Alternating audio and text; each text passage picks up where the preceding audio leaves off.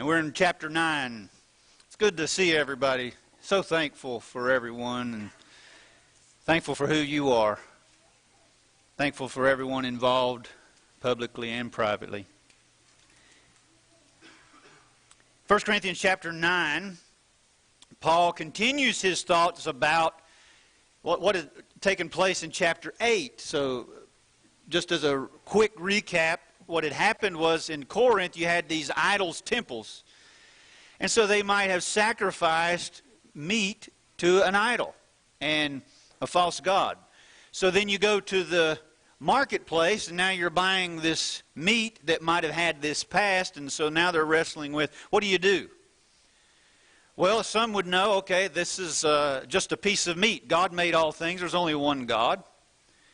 But there might be others who don't really have that knowledge. They might see you eating that meat, and it might cause them to go against their conscience. They eat the meat, and now giving some kind of devotion to that false god.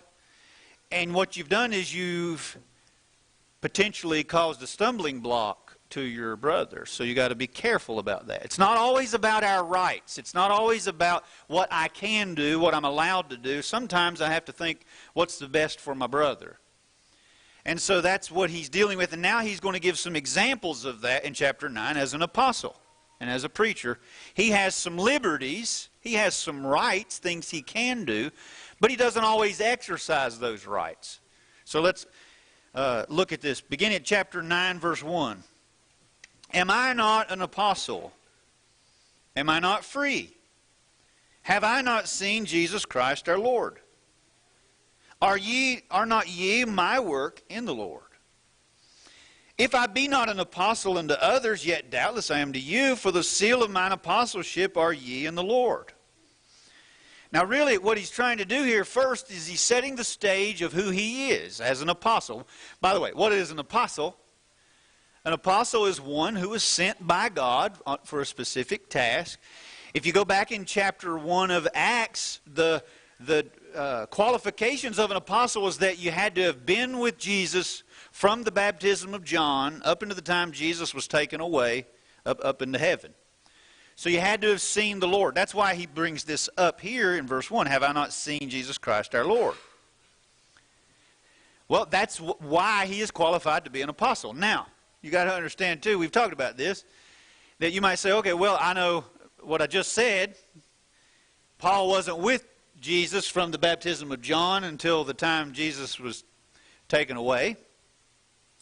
I knew that. That's why Paul said he was as one born out of due time.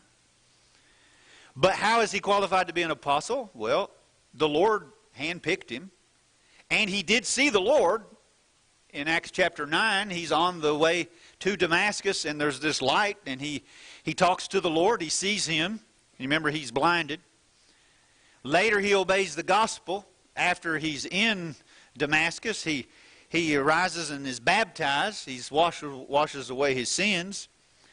And then the Lord chose him to be an apostle. Well, he's saying, okay, I'm an apostle. Well, as an apostle, he had some authority that the Lord had given to him.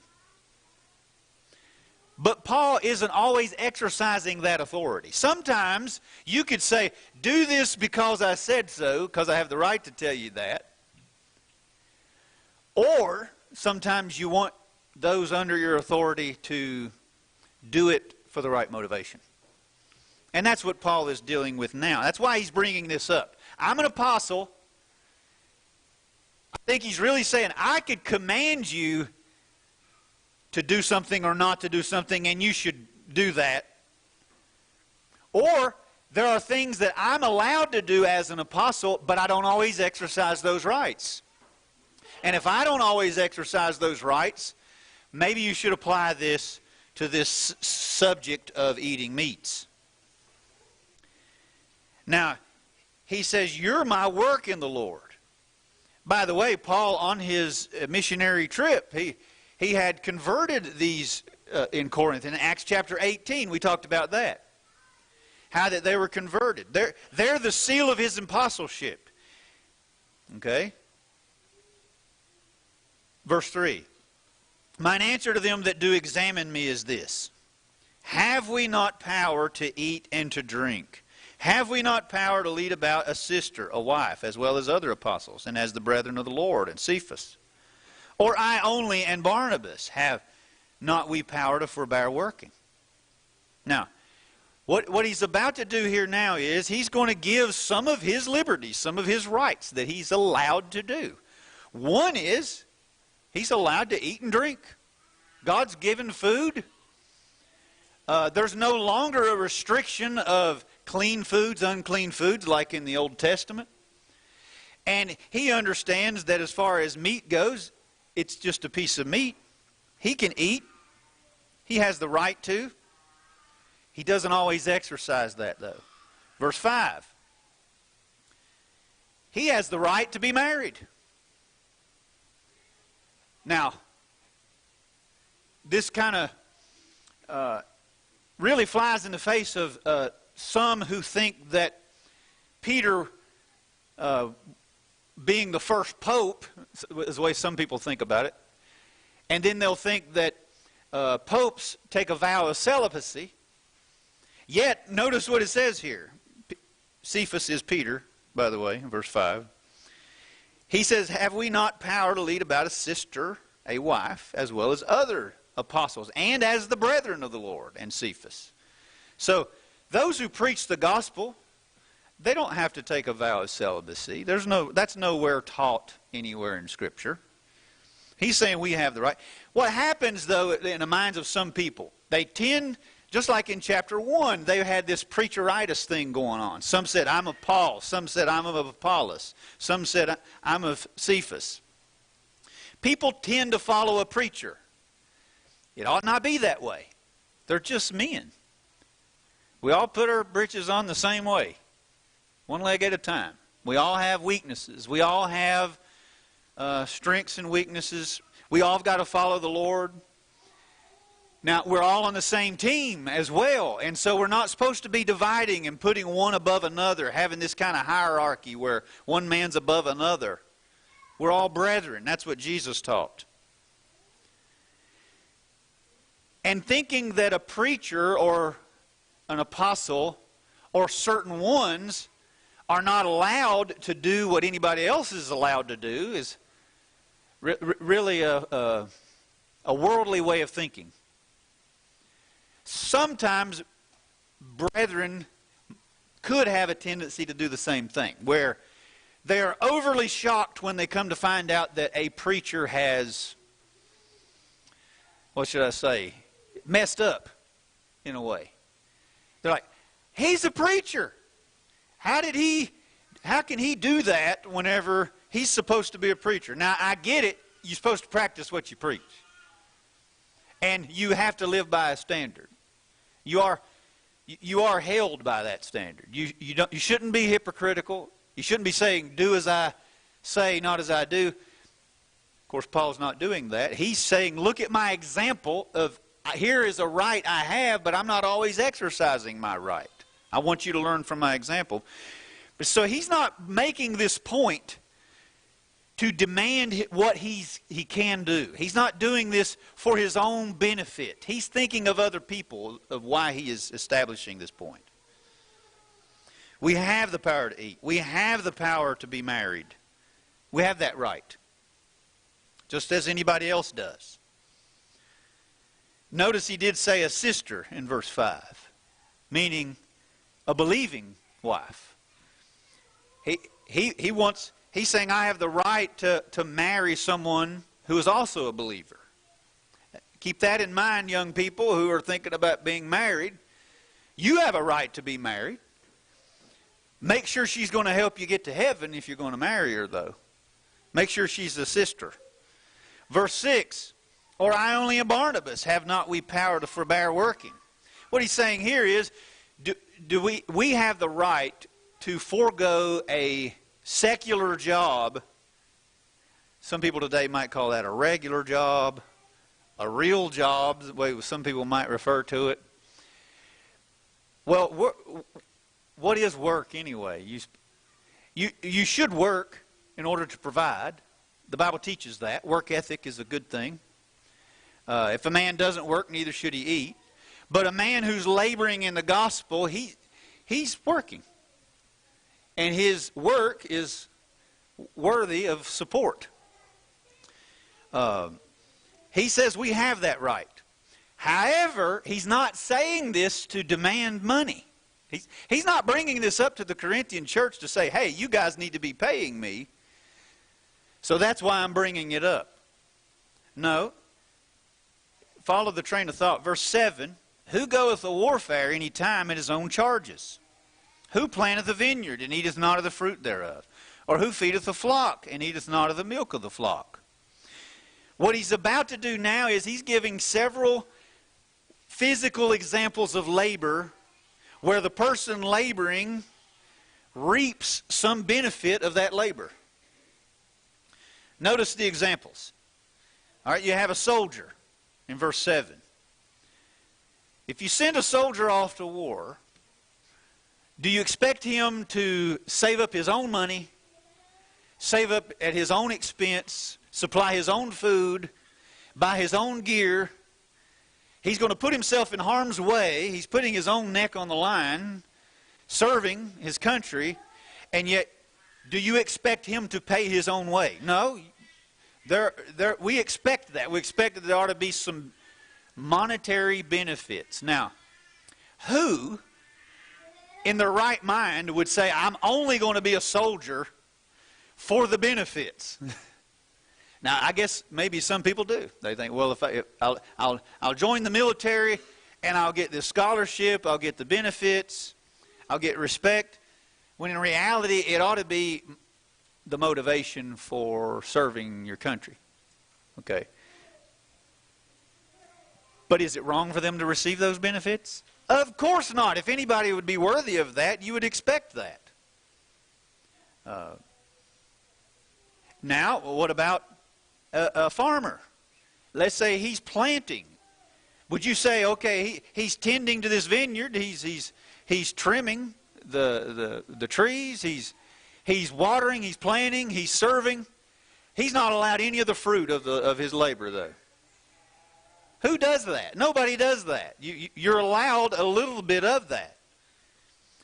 Or what about a shepherd? Okay, he's tending to the sheep, but he's not allowed any of the wool.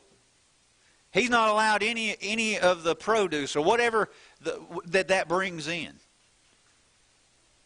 If you expect somebody to work and you don't give them anything as a way of doing it, you're going to discourage that work.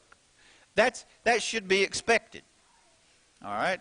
Now he says in verse 8, say I these things as a man, or saith not the law the same also? Now he's going to bring up another example about oxen. You apply this to oxen. And this is quoted from Deuteronomy 25, verse 4.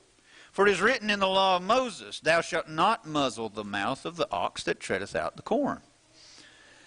So let's say you had a plow, you had a yoke with 2 oxen, and you're plowing your field, but you put a muzzle on your oxen. You cover up their mouth. They can't bend down and get some of the corn that they're actually producing. Well, he says you don't do that. But when Moses said that, did Moses say that for the benefit of oxen, or did he say that for some other reason? He said that for people. So he asked this rhetorical question in verse 9, doth God take care for oxen? Verse 10, or saith he it altogether for our sakes? For our sakes, no doubt, this is written, that he that ploweth should plow in hope, and that he that thresheth in hope should be partaker of his hope. So, plowing in hope of what? Of receiving a little bit of it. If the oxen has earned it a little bit, not all of it, of course. It's an ox. But you give it a little bit. Same thing. If it applies to oxen, it applies to people. If people labor, you expect to pay them what they're worth. And so you should have some hope of receiving some benefit of that. Now, while we're here in verse 10, make you aware of a misapplication of this verse that I've heard before. Once I heard a man say, it says that you should plow in hope. He thought that meant that a preacher can't know how much money he's going to make. So, had this crazy idea that, I don't know if you ever heard of the no-located preacher idea. Like a preacher, he thought that a preacher is not allowed to stay in one spot, and he's not allowed to receive a stipulated wage, is the way they put it. Like he can't know how much he's going to make. And he used this verse to prove his point. Which, do you think this verse is saying that? What he said is you're supposed to plow in hope. And then he applies that to what Romans says about hope that is seen is not hope. You can see a really concocted way of trying to jam these two verses together to say, if a man knows how much money he's making, then he's not plowing in hope. I said, well, if you're telling a man he can't know how much he's going to make, he can't budget, how's he going to be able to know whether or not he can pay his bills and what he can afford and what kind of house to buy or how much food to buy and all of those things? You're not giving a man very much hope. And so, just so you're aware of that, it's not talking about how much, whether he can know how much he's going to make. Incidentally, the same brother said that a preacher should be poorer than the poorest member. And just think about that notion for a moment.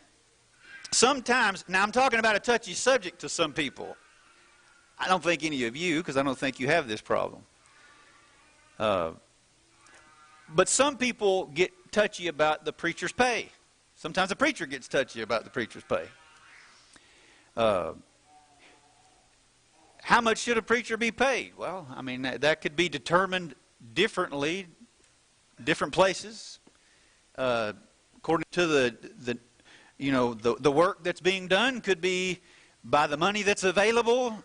There can be judgment matters in that needs to that could vary from place to place and preacher to preacher. Okay, I get that. But this idea that a preacher is treated like a needy saint is problematic, because some people think that the reason you pay the preacher is like it's a benevolent thing, like a charitable thing. Okay, here's a brother who is in need. Maybe he has lost his job, so therefore let's help him out because he needs it. He's our brother, so we want to share with him. There are needs like that we do need to tend to. But is the preacher that case? No. No, this is not a case of benevolent work. This is a case of a laborer being worthy of his hire. Now, while I'm at this, let's clarify, make the same point that Paul's about to make. I'm not bringing any of this up because I want you to pay me more money. So, let's make that clear. I'm very happy. I'm very satisfied with the way things are. I'm thankful. I have no complaints. There's nothing. The Lord knows my heart. It's not me. I didn't pick this subject for this reason. We're studying through the book and we're teaching it as we go, and this is the subject now, and that's what I'm teaching on. So, we should have the right mentality towards those who are worthy of pay. If you had somebody to come and work at your house, what would you do? You tell the electrician, "No, I can't pay you." Well, or you're gonna have something else done, but no, I'm not going to pay. No, you would want to say they're worthy of their hire, so you pay them. Why would you not do that with someone who's laboring in a spiritual way? Does that make it so that they're not worthy of their hire just because it's a spiritual work? No. So that's why he says in verse 11, "If we have sown unto you spiritual things, is it a great thing if we shall reap your carnal things?" Again, rhetorical question. What's the answer? No, it's not that. It's not too unreasonable to expect that if a person is laboring spiritually, that he's worthy of pay. If we had someone mow the yard, which we do, and if we paid them, or if we have somebody clean the building and we pay them, if we have somebody preach and we pay them, does the preaching deserve, is it like, okay, we can't pay them because it's a spiritual work? Now, to clarify, a preacher shouldn't be doing it for the money. That shouldn't be his sole motivation.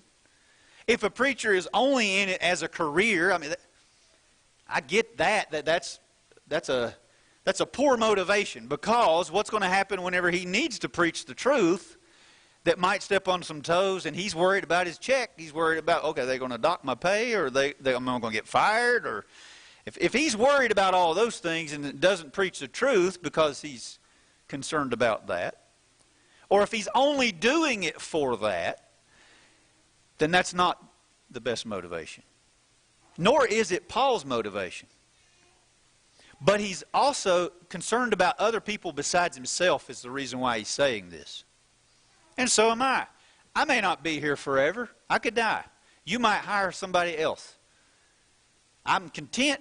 I enjoy working here. I love you. You're my family. The work is going really, really well. I have no complaints on that. But suppose another man comes in. I would like, for the arrangement to continue for his sake. Think about somebody besides myself. I think that's what Paul is doing here. He's thinking about other people. There could be other situations where you have the right to do something. He's teaching them you should do that. But there's sometimes where you might have the right to do it, but you don't exercise your right. And that's what Paul is dealing with in the context. Now, verse 12. If others be partakers of this power over you, are not we rather? In other words, if you do these in these other areas, soldiers, farmers, shepherds, oxen,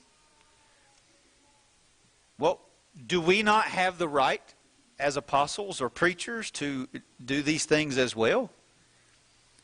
Then he says, nevertheless, we have not used this power, but suffer all things. And here's the reason why. Lest we should hinder the gospel of Christ. Now, here's a very important point.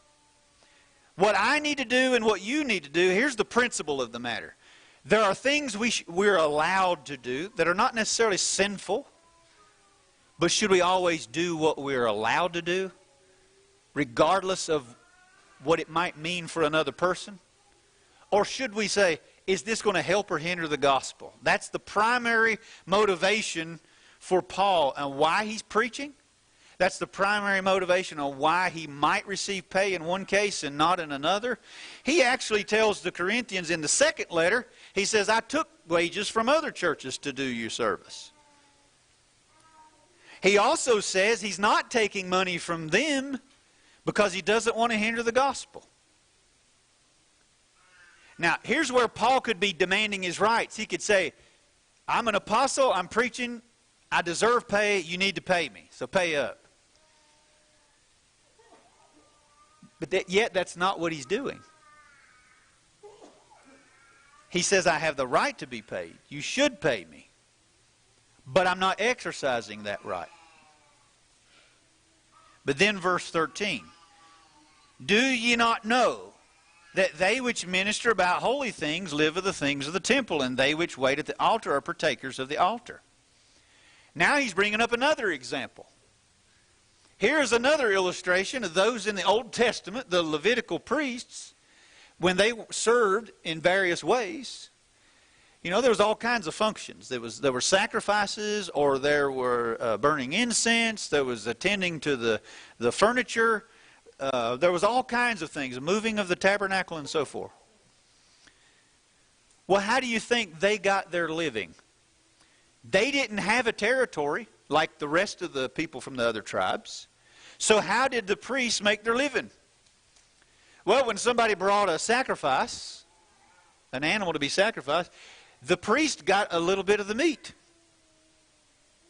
Okay? If they brought a grain, the priest got a little bit of the grain, make bread out of it. That's how they made their living, was through those tithes and offerings that they had. And he says, they that live of the temple, or that minister about the holy things of the temple should live of the things of the temple. His point is if you understand that in all these areas, soldiers, farmers, shepherds, oxen, and priests, then surely it's okay for an apostle or a preacher to receive pay. It shouldn't be taboo. It shouldn't. Now, we know people who are abusing this power because we know these televangelists who are making so much money. Obviously, you can take this and abuse it. And then you're missing the point that Paul is making. If a preacher used this passage to demand his rights, he's kind of missing the overall context of what Paul is saying. But I do believe you can teach that preachers ought to be paid. But you've got to think about the effectiveness of that. In verse 14, even so hath the Lord ordained that they which preach the gospel should live of the gospel. And again he states it. But, verse 15, I have used none of these things, neither have I written these things, that it should be so done unto me. For it were better for me to die than that any man should make my glorying void. Paul says, I'm not teaching you this again so that you will pay me, or that you would pay me more money. He says in verse 16, though I preach the gospel, I have nothing to glory of, for necessity is laid upon me. Yea, woe is unto me if I preach not the gospel. Now we're seeing Paul's motivation for preaching. It ain't about the money. There were times where Paul made tents. But there were also times where Paul did not work either, like a secular job. So he had that right. Sometimes he did, sometimes he didn't. How did he choose which to do? It wasn't always about the gain. It was about what was most effective, what was best. There's something about it being a labor of love. Now, one time recently, I was having a Bible study with one of the members, and they had a family member over, and we were inviting them to come and assemble with us. And I didn't take offense to it, but this family member said something to the effect of, oh, you only go to church because you're the preacher, so you have to go. And he said something to the effect, well, you're preaching because you get paid for it. And I can understand why he would think that. People who are not used to brethren or the truth, they would assume that's the case. Of course, he didn't know me. He didn't know my motivation. He didn't know my heart and why I preach. And each person who preaches needs to really comes to grips of, ask yourself the question, why do I do what I do? And if the money stopped, would I continue to do what I'm doing? And am I doing it for the pay? If the pay decreased, do I give any less? Would I give less zeal behind it? Would I have less love behind the words if I didn't like the pay? All of those things are a motivation that each preacher really ought to consider. There are many of you. Men, I'm talking to you in the same audience, who you get up and you teach, and you haven't received a dime for it. But why do you do it? I don't think you do it for the money. That's pretty obvious because you didn't receive any. But you should also ask yourself, am I doing it for the pats on the back, or am I doing it because I want to be seen, I want everybody to look up to me, or... all of these are questions we ought to ask ourselves. Paul's saying, look, woe is to me as if I preach not the gospel. I have to preach. That's what he's saying. I ain't got no choice about it. I have to preach. The Lord told me to preach. I got to preach. And then he says, but I want to do it willingly. It's a volunteer job. What they call Tennessee. The volunteer state. Well, a lot of the things, you think of the things we do as a church and as brethren. Why do mothers do what they do? Why do fathers do what they do? A lot of the things we do is volunteer-based. Why did Jesus do what he did? Not for the pay, I can tell you that. He did it because he loved us. He had rights, but he gave up his rights because he loved us. This is what Paul is saying. He preached the gospel because he believes in the message. He believes in the power of what God has done. And he wants souls to be saved. That's why he's preaching. And if he preaches, it's not a big deal to get paid for preaching. But if he didn't get paid, what would that say about him not preaching? Sometimes preachers quit for various reasons. Maybe because they weren't well received. Maybe it's because they got discouraged. And so I've heard some preachers say a phrase that the first time I heard it, I was like, what does that even mean? They would say, don't preach unless you have to. I was like, what does that even mean? You don't preach unless you have to. Don't preach if you can keep from it. What are they meaning? I think he's talking about what Paul is saying here. He's saying, I have to. And so somebody might say, well, I feel compelled, very much like Jeremiah. I tried not to speak it, but it was like a word, like a fire in my heart. I had to say it. I believe in this cause. I believe in the Lord's sacrifice. I want others to have the spiritual blessings that Jacob talked about this morning. I want to share in the family. I want to bring other people into the family of God. I want them to be accepted the way the Lord accepts me. I want them to have the hope that I have. And so I can't be quiet about that. That's what Paul is saying. So verse 17, for if I do this thing willingly, I have a reward. But if against my will, the dispensation of the gospel is committed to me. He's saying, even if it's a have-to kind of thing, I still have to do it. But I believe Paul is saying he wants to. So my dad taught me, I used to say, this Sunday I have to preach. He said, son, don't say that. Say, I get to. It's a privilege.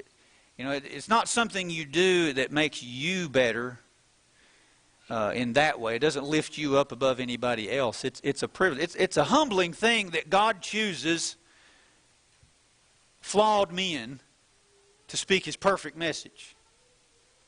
And it should never be about lifting up the messenger, lifting up the one speaking.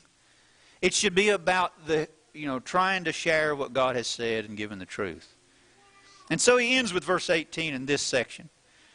What is my reward then? Verily, that when I preach the gospel, I may make the gospel of Christ without charge, that I abuse not my power in the gospel. And so really the end result of this is that Paul had these rights. He had the right to eat, drink. He was free. He had the right to be married. He had the right to be paid. But he didn't exercise these rights always. And if he didn't always exercise these rights, the point that he's making is that there might be some times where the Corinthians who are suing each other in chapter 6, maybe they don't have to always exercise their rights for the sake of the brother. Might need to suffer wrong for the sake of their brother. Or in chapter 8, eating of meat sacrificed to idol. You might know it's a piece of meat and you might say, I have the right to eat that meat. You can't take it away from me. It's a very American thing, isn't it? That we have rights, we have freedom, and you better not take it away from me. I like freedom. I love that part. But sometimes, as a matter of wisdom and as a matter of judgment, maybe I don't always need to exercise that right. If it's better for me to not use that power in a particular case, think about what's better for my brother. Not always what's better for me. That's what Paul is telling them. And that's why he's bringing all this up, I believe. Appreciate your attention. We'll pick up at verse 19 next time, Lord willing. If you're not a Christian, why don't you hear the gospel that Jesus died for you? He was buried. He rose again. You can have hope of heaven. that when you die, your body will be raised. You'll get a new body. You'll be with Him where there's no more sorrow, no more crying.